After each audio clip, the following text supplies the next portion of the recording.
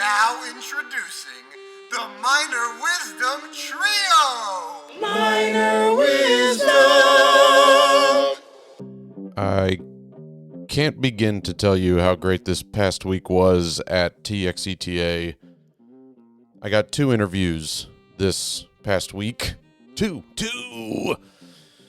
But I got lots of names from my newest agent and my newest hookup in the podcast world. Man, so there's a lot to talk about. This week I've got Beth Auble. Apparently her kids call her Bobble. That makes sense. Beth Auble, right? I don't know if that's flattering, but it's her name. And next week I'll have Melissa Stuff. So the 3 of us, the triumvirate, if you will, were the co-chairs for the exhibit floor for Expo C. So Expo C, right, in Spanish. Anyway, and it was a blast. We're gonna do that again as long as we like each other. We had such a great freaking time just being the co-chairs. It probably was the cheesy grits a couple of days ago. That's probably what made it so fun. They were delicious. Thank you, Moody Gardens. Thank you, cheesy grits.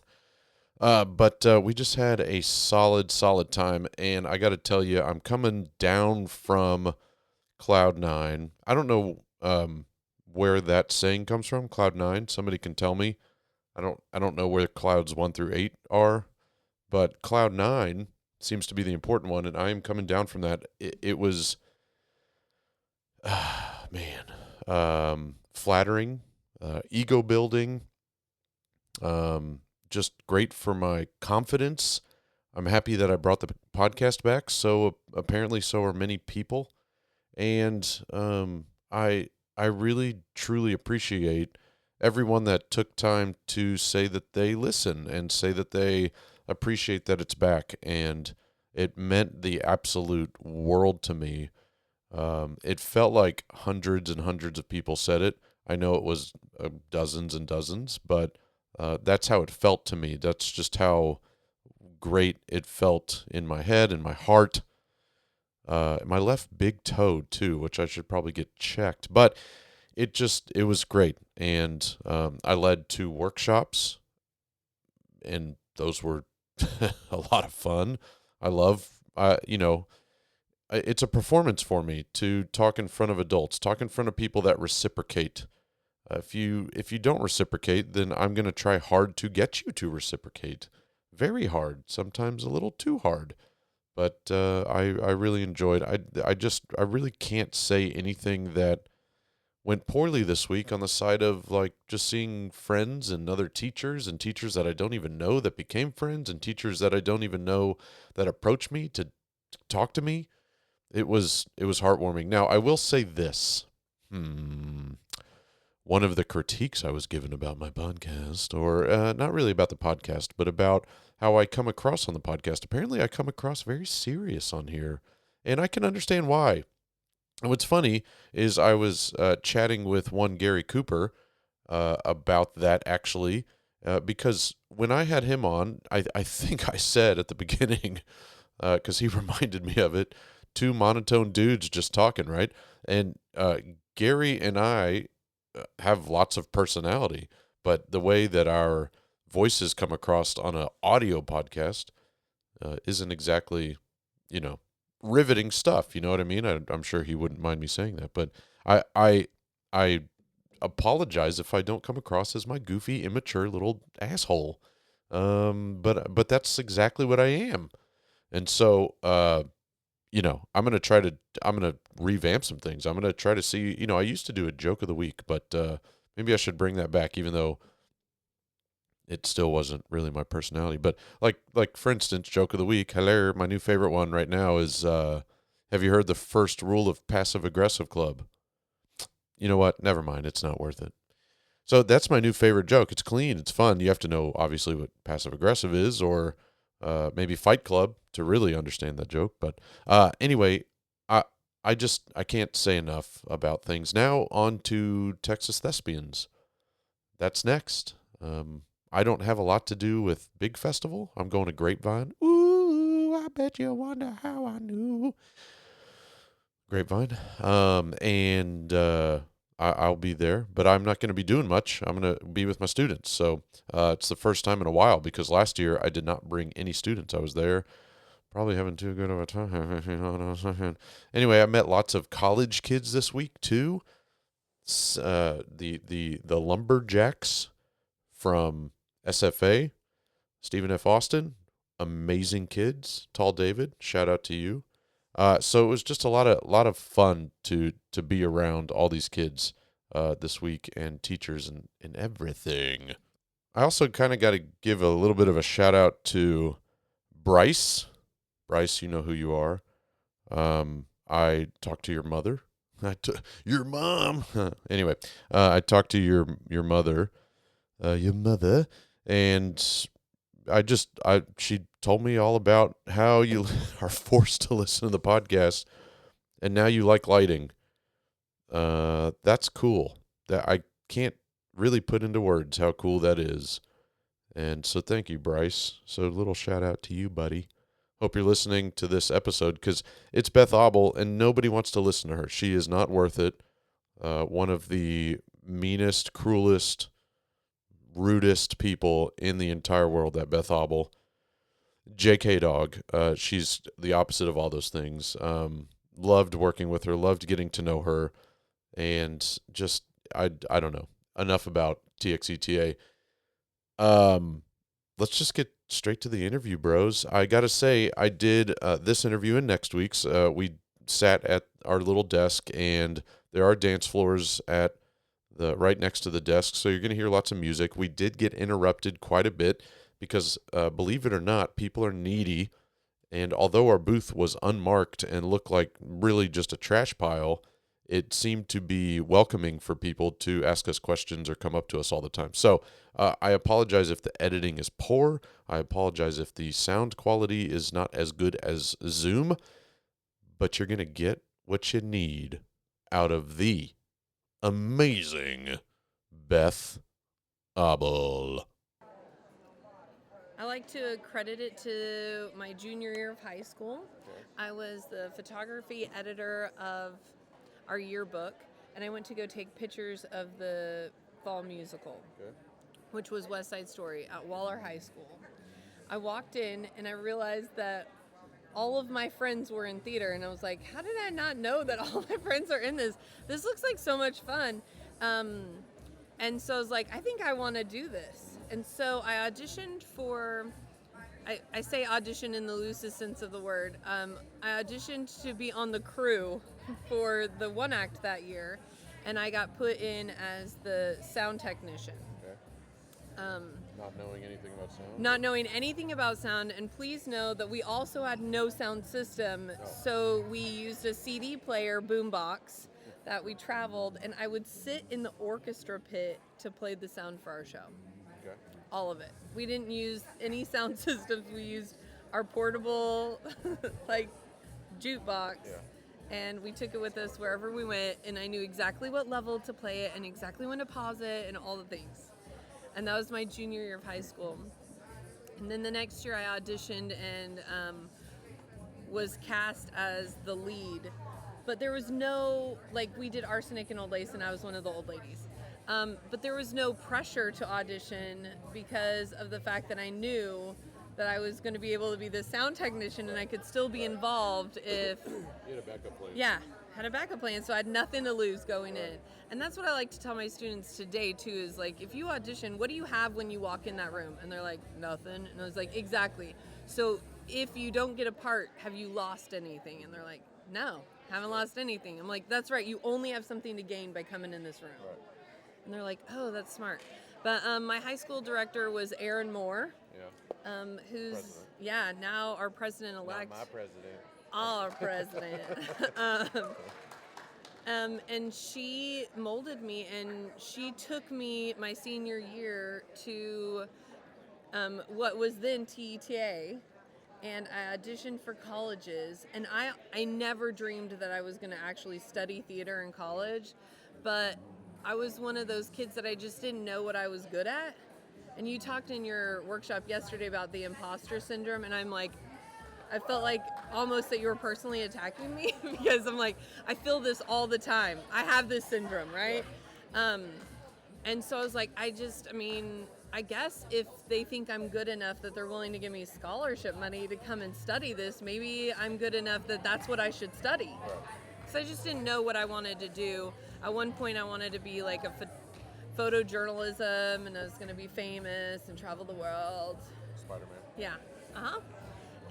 But so I got callbacks from like OU, and I went and visited their campus after that, and they had a job lined up, and I didn't end up going there, but it gave me the confidence to study theater as a profession. So I ended up going to a little junior college in Idaho that was like sponsored by my church, which is Rick's College, which is now BYU Idaho. Okay. And then I transferred from there to BYU. Is it a Mormon-based school? Yes. Was it before? Yes. Yeah, absolutely. Okay. And so I studied theater there, really influenced by my advisor, Rory Scanlon, which in our meetings one time, he's like, hey, what's your plan after graduation? I'm like, I think I want to go to UT. They have a really good theater, for young audience program, and so I'm gonna go and study theater for young audiences, and I want to work with elementary kids, and I'm gonna open my own children's theater, and while I'm there I think I'm gonna get certified to teach, just as a backup plan. And this is what he told me, direct quote, homicide is never the best option. And I looked at him and I was like, what? He's like, you are a perfectionist and you will kill one of them. He's like, don't do it, do not get certified to teach. So I graduated and I came home to Texas, and I was looking for a job, and I didn't know what I was doing looking for a job. How do you look for a theater job, right? And Aaron said, hey, I know this school that needs a teacher. So on August 3rd, I was interviewed and hired to teach at Stratford High School. That's where you started? Yeah. Wow. My first year of teaching as an emergency certification hire. And school started on the 7th, so I had 4 days to all of a sudden become a teacher, a technical director, just in case you wanted to know. Technical director. Yeah. I was like... Well, you had sound experience.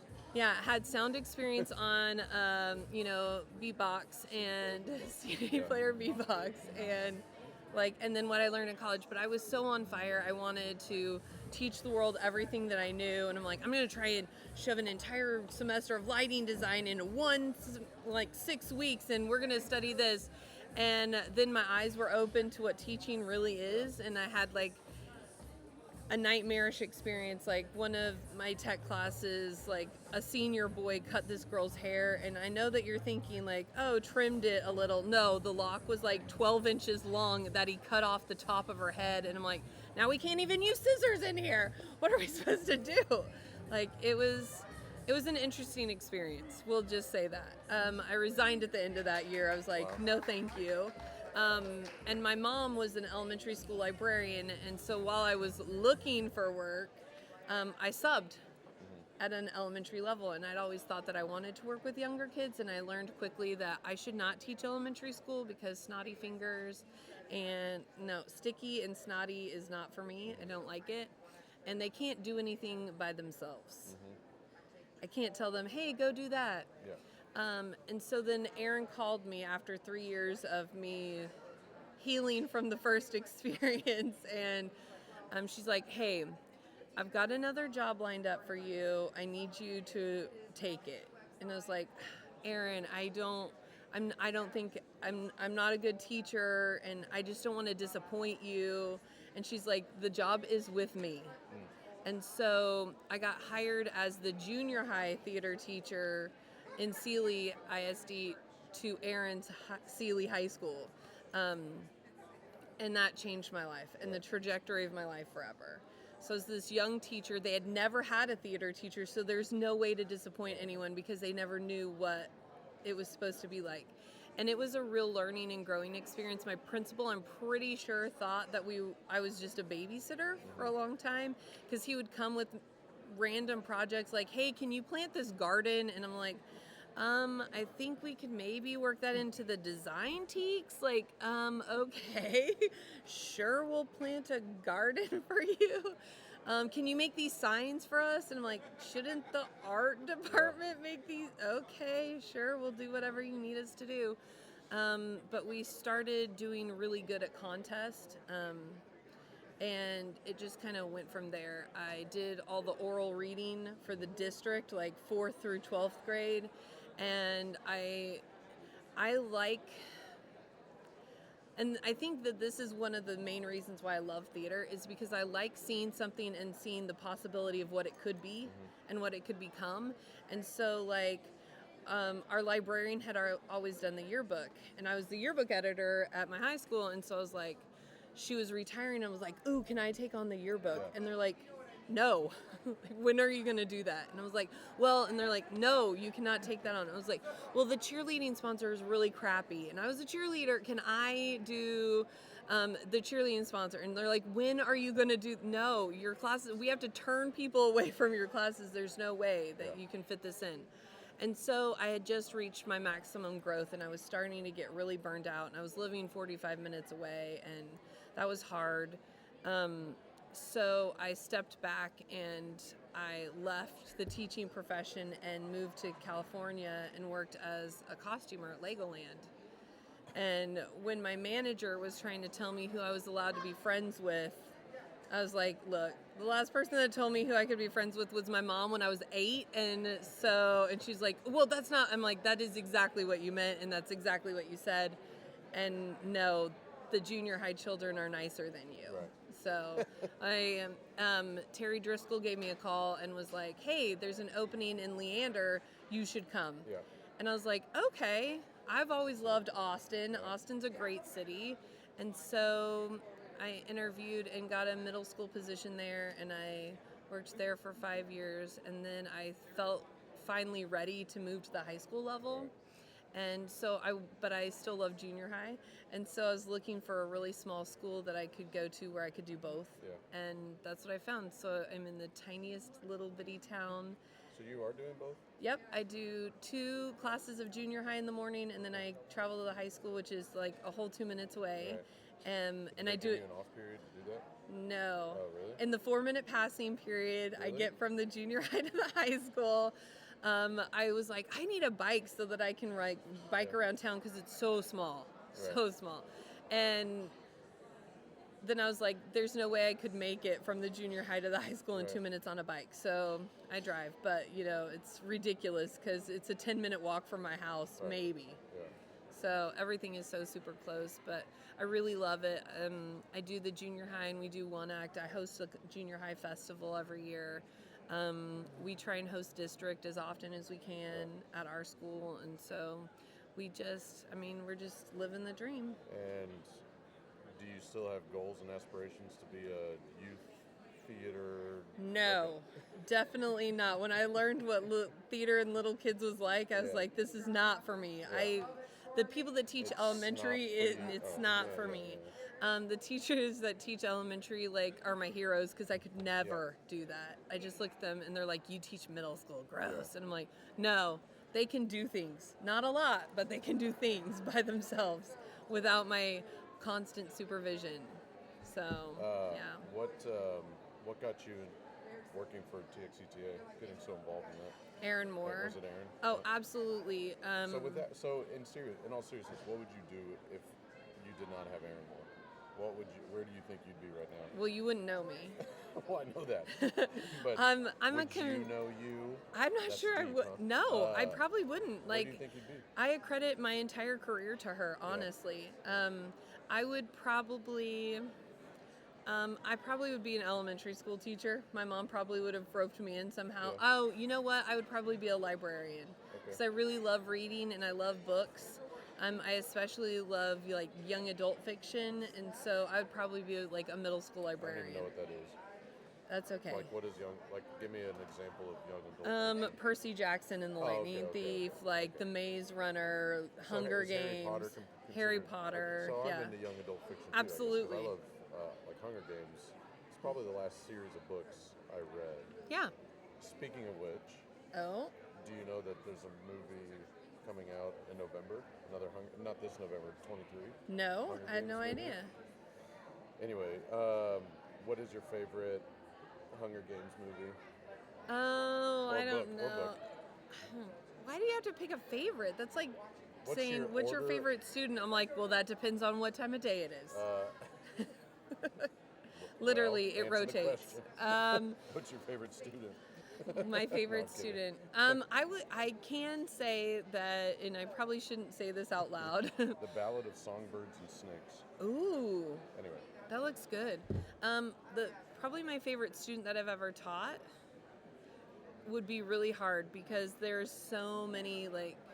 There's been a handful of like really important students in my life that I've still kept track of and stuff, but I would say probably my very favorite, which is horrible to say, would be Sarah Adams. And I look at her. Yeah, Sarah was great. You don't even know her. But she was a senior. She graduated in 2020 during COVID. She is so talented, and our personalities are so similar that we just like automatically click. And she is so brave. And I, as an introvert, have always been like, I'm one of the background people. And I'm okay with that, being in the background. I don't need to be noticed, but she is so brave and she puts herself out there and she does, like, she inspires me to be more outgoing and to try new things. And she's so humble about everything. Like, she's like, oh, it's my senior year. We're going to do this show and you've given me like this bit part and I'm your best actress. Like, what are you thinking, you crazy lady? But she's like, okay, if that's the part you think I'm going to be best at, that's the one I want. And I'm like, okay. She was an actress? She was an actress. She's now at UT Arlington, and she's one of those kids that I honestly think will be on Broadway one day just because of her personality and who she is. She's going to go, she's going to go far. And she's amazing. So she's probably been my absolute favorite kid to teach, but... I feel like I asked Melissa this, but maybe I didn't. What defines, or what makes you most proud as a teacher of what your students do after your classroom? Like what would define, or what would make you feel proud? I just want them to be good humans. Okay. I mean, I realize that the theater world and the theater industry is so hard, and it's only lucrative for a blessed few, right?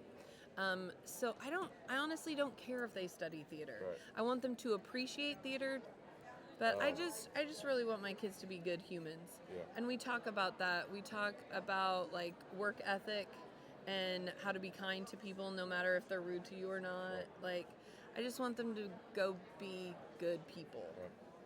Right. I will say that one moment that I felt like super successful was back when I was at Sealy Junior High, and one of the kids I had as a 6th, 7th, and 8th grader, he, so as a boy, so that made it even more impressive in my mind, wrote me this letter. And I later asked his mom, I'm like, did you put him up to this? And she's like, I had no idea he even did it. And I still have the letter to this day, and I put it in my portfolio because it means that much to me. We had done his 7th grade year, we had done a Moliere piece. What's up? Hey, we're not on it, but we'll take it when you're done. Taking it, yeah. Oh, really? Yeah, this is where you turn it in. Oh. Yep. Yeah.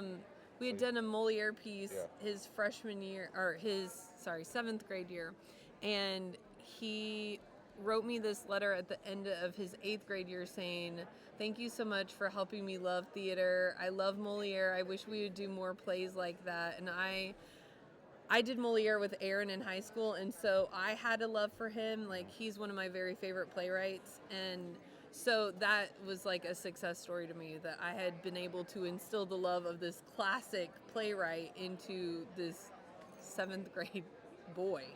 Yeah. So I thought that was really awesome. What are there other, like, is classic kind of your thing, or is it just Moliere in that particular instance? No, I like plays that touch me. What do you do for one-act play traditionally? Like, what type of play? Not. So I've only done high school one-act play like a handful of times because I've done junior high a lot, and usually when I do junior high, I'm looking for a comedy. Yes, I did.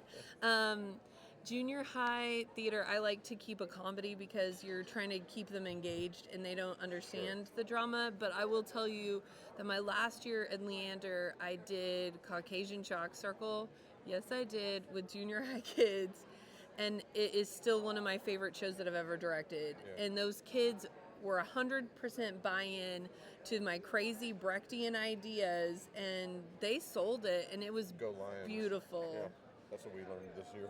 Was Go Lions. Yeah. Yeah. So then, what was your secret sauce to getting to state? What was it about this show that made you? Okay, so as a high school director, I've been leaning more towards like historical fiction. Okay. So we did my first year at Industrial, we did Brave Navigator, and the kids did not buy into that, so that didn't go well. And then we did Silent Sky, and we made Alternate to State, and So they got a little taste of.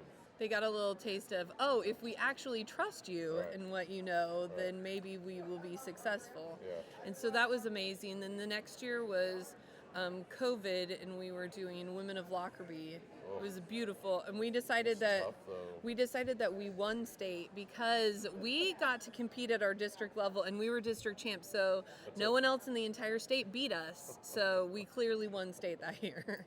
What level right? Are you? 5A, 4A? 3A. 3A? Okay. 3A. Okay. Like there's only like 350 kids in our whole high school. Yeah. And then what did we do? Then we did Gathering Blue. And the kids did their best, but I don't think I had 100% buy-in. And we did really well with it. We went all the way to region. I think we were like 4th or 5th at region. And then this year I stepped really far outside of my comfort zone, and we did Ripcord, which is a David Lindsay-Abaire comedy, which I don't know if you've read very much of his stuff, but it's like crazy. Yeah. Like, so it's about these two old ladies that are in this like assisted living facility that are like medicated and stuff. They make this bet, but they go to a haunted house at one point, so you have to change the whole set to a haunted house. And then they go skydiving. So how are you going to put that on stage? Oh, well, we tried. We did it. Clearly it worked. And there's like all this crazy stuff that happens, and you're like, how am I going to stage that? But so we just tried to make creative choices and Did your kids hope for the help about best. it? Oh yeah, absolutely. And at this point, I've had this group of kids since they were in junior high. Okay. So that's one of the blessings of getting to teach in a small district, where you have a blessing and a curse, I guess I could say. So you have the same kids for 7 years sometimes. So you're really lucky. So these kids have had for their entire theater career, and so they're like 100. You want us to do what? Okay, let's try it. What do you think you would do if you were put in a situation where you were not the teacher at one of the two levels? So you were either just the junior high teacher, like from now on, meaning not, I know that used to be the case, you were just a junior high. But if you were to walk into a situation, let's say in 20 years you left, you were like, I just want to live in a bigger house. I don't know, some stupid reason. And you were only able to teach one of those levels. Is there something you would do that would help the other level? Like that you would go in and you'd say, okay, I taught 20 years in this situation where I was literally their 6th grade teacher all the way to their 12th grade teacher. Here's some things that I would recommend. Like, are there things that you would, Yeah. like tips and tricks, that kind of stuff, so that you, because I would assume your program has grown because Yeah. they like fall in love with the teacher. Oh, I mean, I have. I have. Stop it. I have. When I first got there, I taught 2 sections of theater at the high school. I taught 1 junior high class. I taught 2 sections of Theater 1, and one of them had 3 kids in it. So why? I don't know. They couldn't just put them with the other 9. Right. It's not like the other class was overflowing or something, Right. but and then a production class, and I was a proctor for a college class. Okay. Like I just Like a dual credit type? no, Oh. I just sat in the room and did work, like Okay. my own work, and a tech theater class, and that was it. Okay. And I'm like, this class is a waste of my time. Yeah. We need a theater 2-3 class. we need a theater 2-3 class, and they're like, well, who's going to take that class? I'm like, the kids that don't want to do shows but have already taken theater 1. And they're like, oh. So I called that the Miss Auble class. Like, I like Miss Auble and I want to take her class, but I am not going to do shows. Right. So I have a whole class now that's that. So, and I now have 2 junior high classes that I fought for 2. Right. I'm like, we need to get them as 6th graders, not as What do you do in the Miss Auble class, the Bobble class? Okay, so on the first day of school, I said, okay, guys, right now it's a group of 5 boys. And I'm like, and these kids, most of them cannot pass all their core classes to save their lives, so they cannot be in shows, right? And so I'm like, what do you guys want to learn more about? Remedial theater, kind of, almost, in a way? I mean, Anyway. maybe a little. I'm like, what do you guys want to learn about? One of those guys is like, well, I want to learn more about acting for TV and film. And I was like, perfect. I actually just went to graduate school. I know that you guys remember because you had to suffer through some of the things that I learned that I taught you in Theater 1. And one of the classes I took was acting for TV and film. Oh my gosh, what is his name that taught that class? He was amazing. Anyway. Yeah, I won't have it. That's too bad. Yeah. Theater management. Who's the guy that taught that class? The business one? Yeah. Michael. No, that's. I can look it up. You keep Anyway, talking. so he taught us an acting for TV and film class. So I've been using all my notes for class and been helping these boys get better at being on film. And now we're going to enter the UIL film contest. Do I know anything about making a film? No, I do not. You can do thespians. You can do thespians film too. That is daunting. It's less. It's more fun. Like Okay. it's a more fun reward. UIL is like it's like posted on Well, the website. It's like these kids also are not going to go to thespians. Oh, okay. They can still enter film. Okay, they can? Okay. Well, maybe. We'll see. Yeah. I'll put it up. I'll see what they say. We'll look up how to do it and we'll see. Yeah. But yeah, we're going to learn how to make a film. And who knows what will happen. But I'm trying to cater it to what they want to learn about theater. I'm like, look, theater related stuff, what do you want to learn? Because clearly you signed up for this class for a reason. What is that? Right. So we'll see. Easy A. I know that it sounds crazy, and theater can get you an easy A, and it's called if you do all of your work. Yeah. I have had kids fail because they just don't do anything. Well, it's subjective work most of the time. Yeah. But you just have to do it. You have to do it. Yeah. Exactly. So, yeah. What? Okay, so you have failed a kid. That's funny. Yes, I have. And his coach was not happy. And I was like, look, if you can get him to turn in anything, I can help him pass. Do you don't have to say the kid's name, but do you know where the kid is now? Like, are they still in the school? Are they off to college? Are they an athlete? Are they? No, they're not an athlete. Do you track? I mean, because it is a small town, I'm assuming it's. Well, it wasn't here. Oh, okay. I will tell you, at Stratford, my first year, So when I thought I was changing the world, Yeah. and I When was was that, if really, you don't mind me asking? yeah, it's 2001. Okay. It was okay. So it was the year of 9/11, Right. and I will 100% tell you that I'm sitting in my class teaching. I have no idea what's going on in the world, and these kids keep it's like coming. A month later, These kids, you're starting teaching. these kids come in and they're like, the Trade Center has been attacked, where America's under attack, and I'm like, what the heck are you guys talking about? You guys are lying. I really legit thought it was like a War of the Worlds thing where people are just like, I was like, okay, is this like one of those like shattered dream moments where you guys are all trying to get me to buy into this? And you're like, how much can we get this stupid young teacher to believe? And I understand that I look younger than my age, and I found my ID and I 100% looked like I was 14 at the time. Like, the student aides would come in and be like, where's your teacher? I'm like, big desk, it's me. I'm the person sitting at the big desk. And I wore the gosh awfulest, ugliest clothes because I was trying to look more like a teacher and less like the kids, and it just didn't work. But anyway, that was a bad situation all around. But yeah, so they came in 9/11, and I didn't believe it until we turned on the TV and I saw it. Yourself. Yeah, it was devastating. Right. What was Stratford like back then? Because they have a huge reputation now. Oh, they're They do amazing. 27 musicals. It feels like it, yeah. I had no idea what I was getting That's a into. hell of a first year. Stratford High School's a heck. Yeah, and I took over for Dusty Davidson, who was the Never one. heard of him. Yeah, never ever heard of that guy. He left to go and teach in London. Yeah. And he ended up coming back in December, and I saw him. I was the comedy sports sponsor, and I saw him at a comedy sports thing because he had come back and then gotten a job at like Katy ISD or something. And I'm like, why? Why didn't you tell me you were coming back? I would have like handed you your old job on a silver platter. Like, I did not know what I was getting into. We were trying to do big builds, and the kids did not trust me because I looked like I was 14 and I was a girl, and my classes averaged 3 girls maybe, you know. And it was really rough. But the shows, and Cece Prudhomme was the director then, and she would just be like, okay, well, we'll just hire that out.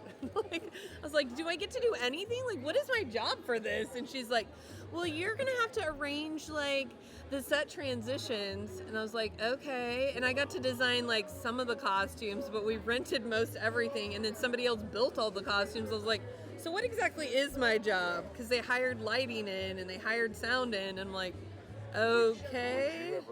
Would you ever like, what would you do different if you were now and you went back to a Stratford type school, not Stratford itself? Oh, well, now I know so much more. I think I could be successful easily. As a director or as a tech director? Okay, I'm gonna put this on record.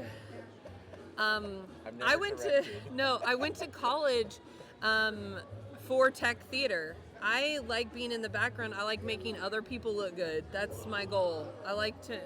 I don't need praise. I don't need all of that. I like to make other people look good. That's one of the reasons why I got into theater. It's because I could see the possibility of people and like helping them shine and become who they're meant to be. And so as a technical person, like I love the tech aspects. I would 100% want to only be a head director from now on. And the reason why is those tech directors work like a million times more than a head director, and they get paid less. Why would I want to do that? Right. There's got to be a shift in this balance somewhere one day. Right. I'm like, what? No. Yeah. No, you're right. I mean, but would you, so there are, I've actually... And I really like making choices. And a lot of times the tech directors don't get to make the design choices. They have to do whatever the director said. I'm like, what if I just did all the designs and you built it and made it happen? Yeah, one of the That'd be things magical. That I've gotten into it with, not gotten into it, that's a bad way of saying it, but that I've suggested with Amy, who's standing over there with Thespians, about when you register, if you are not the head director, the second person that's registered as a director is the assistant director or tech director. That's not always the case. It's, lots of people are co-director type people. All right, since we keep getting interrupted, I'm going to get you out of here on this. Okay. What would 21-year veteran Beth Auble tell first aid teacher Beth Auble to help them get through first year and, succeed? Classroom management is important, and if you say it, you have to follow through with it. So be careful what you say and have more fun and be less serious. And kids aren't perfect, and neither are you. That's what I would tell her. Press stop. Minor wisdom.